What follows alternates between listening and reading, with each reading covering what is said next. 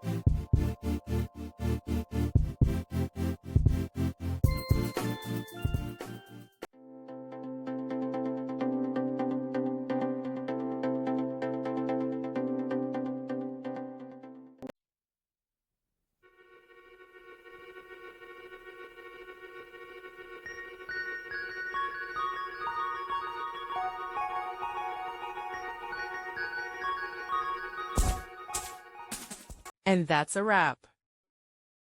I hope you found the answer you were looking for. If you did, take a second to hit that subscribe button. It really helps out. And let me know in the comments which solution worked best for you. See you next time in the debug zone.